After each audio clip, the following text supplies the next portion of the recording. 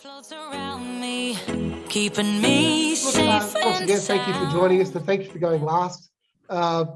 It's always a little bit harder to go last after everybody's mind is already full. But I do think, I guess, what you're working in and what you're doing right now and building is vitally important to the future of the industry and where we're heading. But before we get into it, are you able to just quickly tell us a little bit about yourself, who you are, what you're doing, I guess, and how did you end up in a digital business? Thanks for that, Andrew. So I'd hate to say this, but I'm about 20 years of history of encapsulating all banking and financial services. So you're like a circle that floats around me, keeping me safe and sound. And when I fall, you tied a rope to me. You're blessing me every day. I was down with an illusion, like a sparrow with broken wings, but now I shine with your reflection on me. I'm getting back up on my feet. That you showed up was written in my palm. You are a statement that explode like a bomb. I get to push myself to victory. You make me winner. You cut me loose and set me free. You make me win every way. You showed me how to spread my wings. Yes, I'm the winner of the day. You cut me loose and set me free. You make me win every way. You showed me how to spread my wings.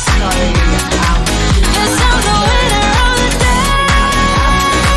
Yes, I'm the winner.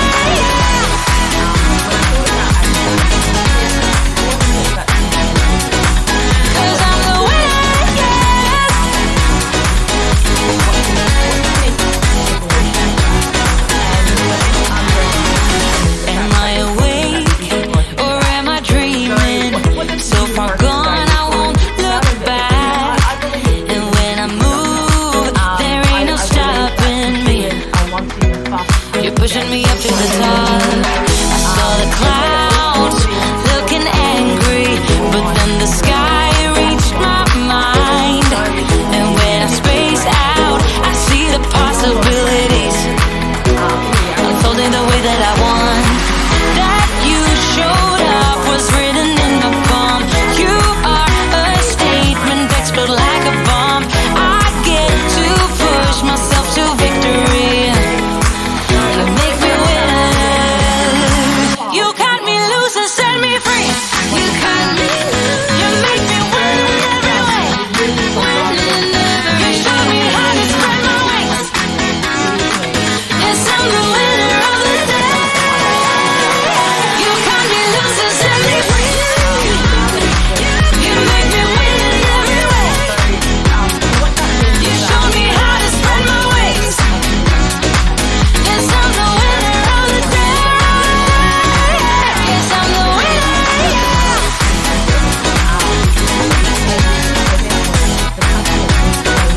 Cause I'm the winner, yes.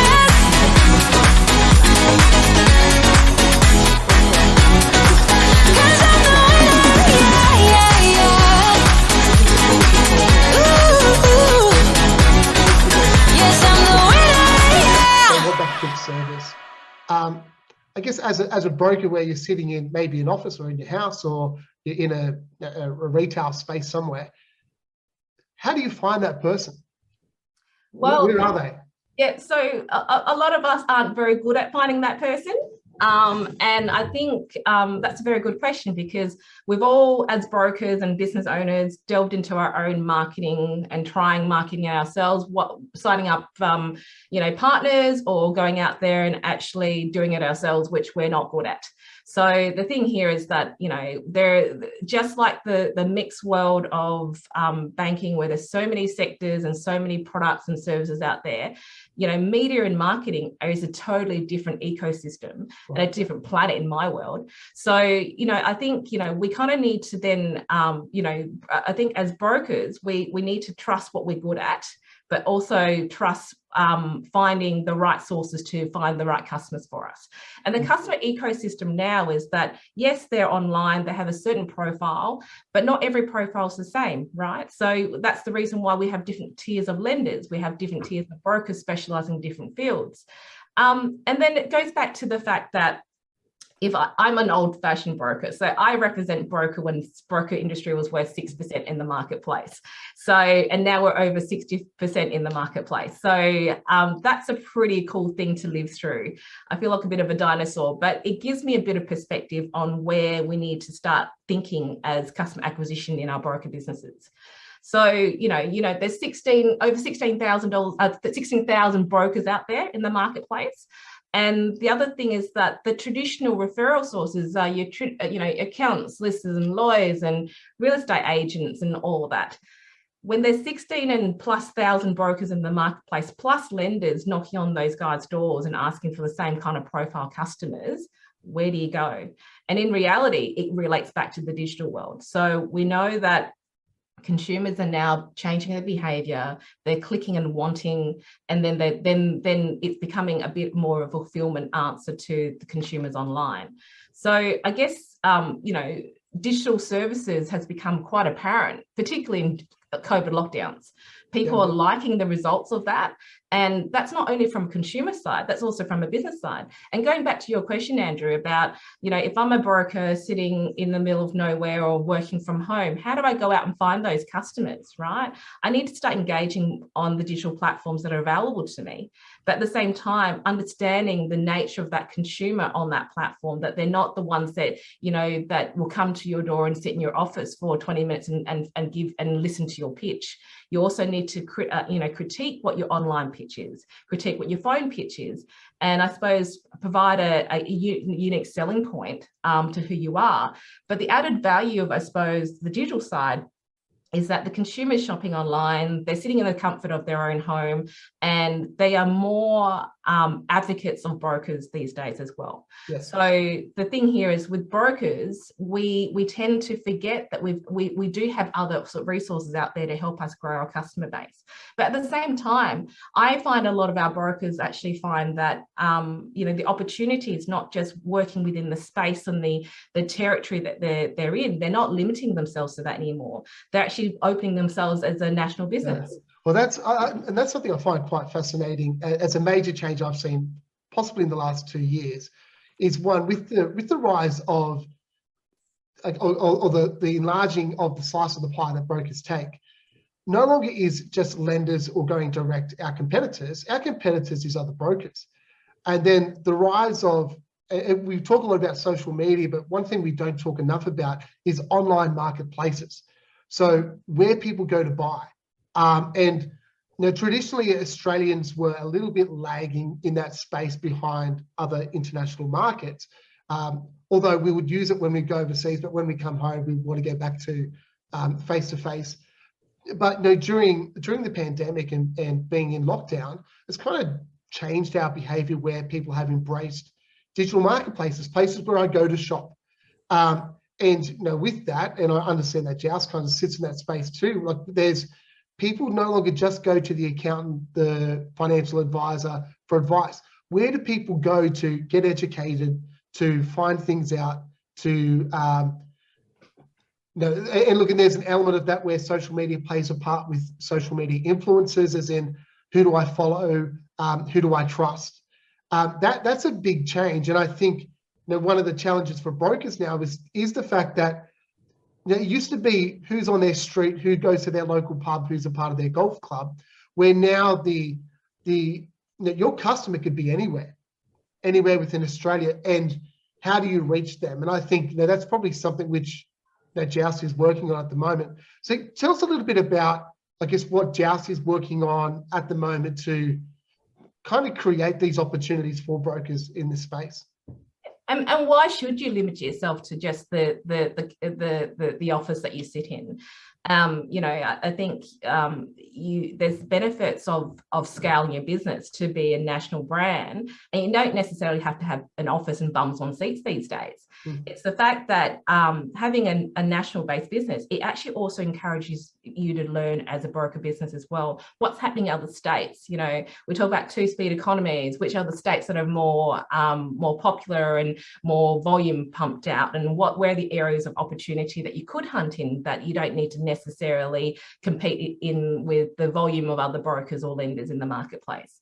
And I think, look, Joust is a very good example of this, because we see this as a platform where we bring both lenders and brokers on an equal playing field.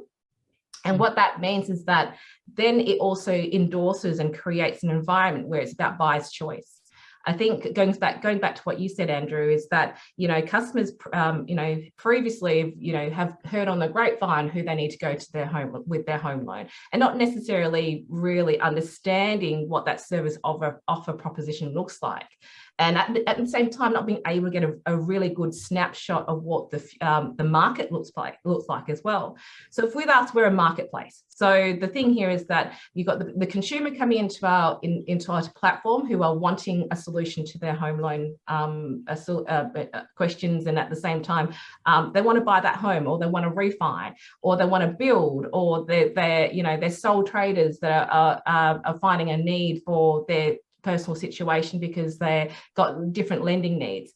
So we've got a mixture of consumers on our platform, and then we've got also a mixture of partners, such as our broker partners on our platforms, that can provide them with many layers of solutions. And I love the broker space, because you can't just talk about one or two products anymore. You are armed with 40, 50 different products that your aggregator gives you to go and play in the marketplace. And I guess when we created these platforms, I've got two platforms, by the way, but when we created this platform, is about buyer's choice, and at the same time connecting the right brokers with the right consumers, and not necessarily giving the brokers an opportunity to not get lost in the ecosystem of what digital online looks like as well. So how often do you open up a tab about researching about, let's say, home loan, for example, but if you wanted to find out about something that you wanted to buy or engage in, how many times do you have 20 tabs open and you get lost in the tabs, and then you just give up? So the platform that we've created is, it creates an environment where you don't need to shop anywhere, because you know that the best offers will be presented to you at the table. And it provides an opportunity for brokers to also see what their competitors are doing. But when you talk about the broker community, the reason why I actually love the third-party space so much is that I always believe that you create a community and then you create a movement, right? And the movement is in the fact that we are providing consumer choice. And the Joust platform is created around that, whether it be on the live auction platform, where they put their mortgage onto an auction platform where lenders and brokers bid on it, and you get to see what's happening in the marketplace, or they actually want to be instantly engaged. So that, and the thing here is that what is the most disruptive part of Joust is that we talk about data points. So I always talk about the fact that the data points drive consumers to brokers and brokers to consumers. And the smart brokers would always not ask for the vanilla type of customers, because it's becoming increasingly hard to find what vanilla is in this world, right? So I believe that the platform that we've created creates a balance in the universe of digital, in a certain sense, when it comes to buying your home loan, and also at the same time providing a service towards that. Brilliant. Look, I'm going to take this conversation probably somewhere. Well, I'm doing this a lot, but look, this is a topic I'm quite passionate about, and if I'm out of line, just pull me back in, Annie. But I personally hate any business that is associated with being a lead generation business that sells leads. And based on my experience, and I've seen the best of it and the worst of it, where brokers spend money on purchasing leads but unable to convert it. And I think there's something that you're playing with at Joust, which puts a different lens on that relationship between broker and lead provider. In that, and this is where I think some of the true value sits with a business like your own, is not in the fact that you get a customer live comes to you, you engage with them, or you say you get 10 leads, eight of them you can actually make some sort of contact with, 5 of them are somewhat in the market, and maybe 3 might do business with you. Like that whole, have to talk to 10 people to get 2-3 loans. And I understand why some people avoid that.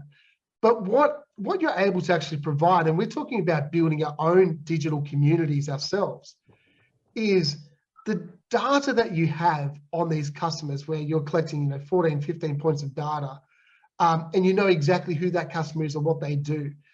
Having your own database of these customers and allowing and actually purchasing that data from someone else, that you're then able to nurture those customer relationships, invite them into your own online communities, and then build from that, is that I think that's where the future's heading for brokers.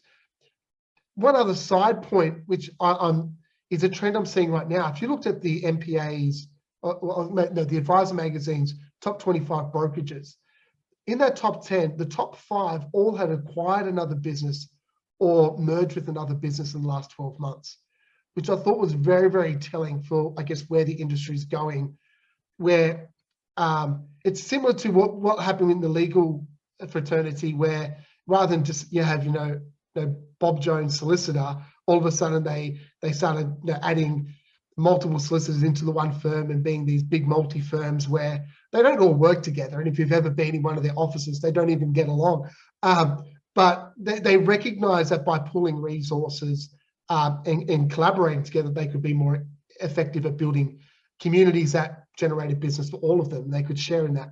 I think brokers, we're heading into the same space where we need to be a little bit smarter about who we play with, and don't become isolated in a world where one person on their own is not going to be able to build an online community or obtain data or compete into that digital space unless they have partners. And I see Joust as like kind of one of those partners that you can, yes, there is an immediate byproduct, which is you may get a customer and settle a loan today. Fantastic. But you also get an opportunity to work with Joust and building your own custom community by knowing exactly where those customers are that you want and engaging with them, where without the likes of a Joust would be very difficult to do so. What's your view on how Joust can help a broker build their own customer database or community? Yeah. So to your first question, your first point, Andrew, is because of the fact that when I looked at this business a while ago, and because of the background I've come in with, I have knowledge of, I guess, the heartstrings of what a broker wants, right? And at the same time, the words lead gen, I mean, it has come to a point where it's actually not a great term to use. And at the same time, the thing is that there's certain businesses that fall upon that, and they're great businesses, right? So you can't tarnish that word leads gen, brush with everybody. But at the same time, what leads gen hasn't done well in the past is provide a name and number, for example. Someone who's buying a fridge doesn't necessarily want a home loan, for example. And we don't sell telephone books, by the way, nor do we have data scrapes, or do we go out and market and set up call centers in the middle of nowhere and just cold call and just pester customers, for example. So I guess, we wanted to bring that digital lens onto customer acquisition. But at the same time, whilst we build that out and whilst that digital universe is evolving, you want to make sure that also the expectations are intact as well. Right. So the thing here is that when you talk about leads gen is good when you've got a good customer and a good broker on the other line. The other thing is what you talk about is that we need to craft ourselves with a greater mindset of not just going, well, I need to buy a stack load of leads and this is how much I need to make. It's about building a sustainable business, right? So the thing here is that what great brokers do is they build pipeline and they build sustainability. And what does sustainability look like? So what I see in our space is that I'll see some brokers that will go, I'm short of business this month, so I'm going to buy a stack load of leads, right? And it's not necessarily planning out what a marketing campaign should look like. and what you're targeting at. You're just asking to open the floodgates of hell to come in with anybody that will want to talk to you. Yeah. Whereas with Joust, we believe that it starts with data points, and it starts with conversations around what those data points are. And at the same time, it talks to the fact that even when you do get a great lead through the door, it's not necessary you pick up the phone and go, hey, I heard you want a home loan. It's more along the lines of understanding what the customer's goals and objectives are. And that will then also guide your conversation of where that customer will sit in your sales pipeline, right? So I think that, there's probably three main points around, what brokers should be investing in when it comes to marketing, for example. I always believe the always on approach. So always making the marketing landscape of acquiring customers always on in your business. And therefore, then you can also then plan out and map out your resources and talent as well. So therefore, when you're on the phone with a consumer who only has about a 3-second attention span, you can actually talk to the right reasons why you're calling, right? And then the other thing is that you need to, we as brokers need to understand the digital nature of the customer and also shape and mold what we're targeting as well. So say, for example, the hot environment at the moment is about refi, because we know that interest rates are going to go up. We know that there's going to be a change and shift in mindset in the way that consumers are going to start looking for their home loans online. And we know that they're going to be pretty much facing into the broker community for it, right? Yeah. And then therefore, why would you then go, well, I want to talk to everyone in the marketplace? Wouldn't you then target more refi customers, because they might be more higher intent customers, and at the same time they have a need that they want to talk to someone about?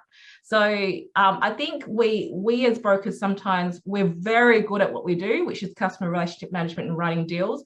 But I guess leaving the digital acquisition of customers and marketing to partners that will ensure you what kind of volume they can deliver to you. And making that a strong, going back to what I love about the broker space is that the nurturing side of nurturing customers and investing in that customer journey. You might talk to the customer today and they might not want anything from you today, or there might not be a solution for them, but it doesn't mean you write them off, right? It means that you put them into your pipeline, and that's what we do well as brokers, and we nurture those relationships along. I think there's a lot of emphasis that we put on, I guess, digital acquisition, for example. We think that every customer is going to convert. In reality, if you know that if customers are not loyal to brands and not loyal to relationship until they actually get a deal with you, you do need to invest in nurturing that through the funnel and pipeline. And then on the other side, also, we know that once you have a happy customer in your closing part of your funnel, that referring business and recurring business can happen when they refer their friends and family to you. That's the old traditional values that come along. So in reality, I think that when you think about partnering up with a company like Joust, you need to actually plan out what the current environment looks like, and what you would aspire to, and how you can resource that. So, for example, at Joust, we don't actually bring on partners unless and provide them with a whole marketing campaign until they're ready for it. Because the thing here is we help them plan it out. And to that point also, I've got partnership teams across the country that are in offices talking to broker firms and talking about what strategy needs to look like. So as much as I think that digital is a disruptor and it also provides a lot of opportunity, but at the same time, I think digital is going in one direction up and in another direction of consumers' behaviours and the volume of consumer behaviours. But then also we as a broker industry need to also catch up and say that's an opportunity. It's another avenue and channel of obtaining customers. And data is very important because it shapes and moulds what we talk to and what kind of solutions we can do some research before we jump on the phone or engage with that consumer. Yeah, brilliant. I think probably one of the overarching comments I could make about everything that we've just spoke about is it's important to win the customer, not just the deal. And I guess thinking about using a platform like Joust to support that it gives you an opportunity to win a whole lot more customers who may eventually become deals. But it's, like most brokers, you look after a customer first and then you write the deal second. This gives a great opportunity to do that. Look, thank you so much for your time. Look, we are